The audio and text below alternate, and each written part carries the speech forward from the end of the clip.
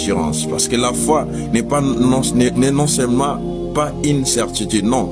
Elle doit être une solide certitude. Elle doit être une ferme assurance. Elle doit être une ferme confiance que l'on a en soi ou que l'on a en Dieu de faire ou d'avoir quelque chose, même sans qu'on l'ait vu au préalable. Voilà. La Bible ajoute en disant qu'elle est non seulement l'assurance des choses qu'on espère, mais elle est aussi la démonstration de celles qu'on ne voit pas, la démonstration des choses qu'on ne voit pas.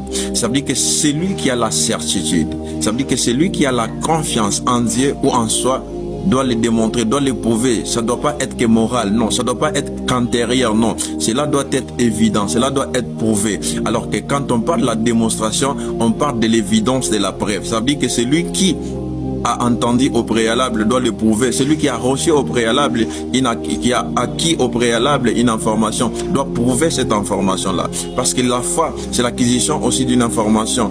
Ça veut dire que j'ai acquis une information et je dois prouver que cette information que j'ai acquise est vraie et qu'elle est véritable.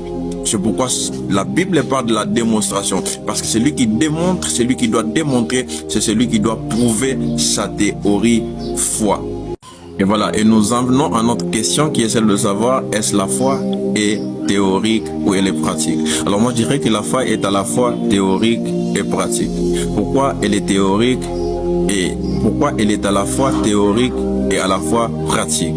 Parce que dans le verset d'Hébreux 11 que nous venons de lire, la Bible déclare qu'elle est une ferme assurance. Or, quand on parle de l'assurance, on voit la règle sur laquelle se fonde une connaissance rationnelle.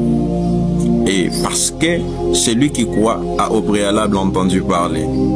Et cette acquisition d'informations est théorique. Elle est théorique et elle doit être démontrée. C'est pourquoi la Bible ajoute qu'elle n'est pas seulement l'assurance, mais qu'elle est aussi une démonstration. Ça veut dire que celui qui a entendu parler doit prouver ce qu'il a entendu parler. Doit prouver l'acquisition de cette information qu'il a reçue. Or, l'acquisition de l'information est théorique et la démonstration est pratique. C'est pourquoi la foi est à la fois théorique, elle est aussi à la fois pratique. C'est pourquoi la Bible déclare que la foi vient de ce qu'on entend et ce qu'on entend par la parole de Christ.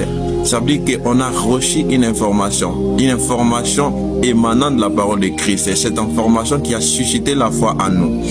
Et cette foi suscitée doit être démontrée. C'est pourquoi la Bible parle des œuvres de la foi. Parce qu'on ne peut pas parler de l'acquisition d'informations sans qu'on ait pratiqué cette acquisition au préalable. Ces informations qu'on a reçues. Parce qu'avoir reçu une information, c'est une chose. Et les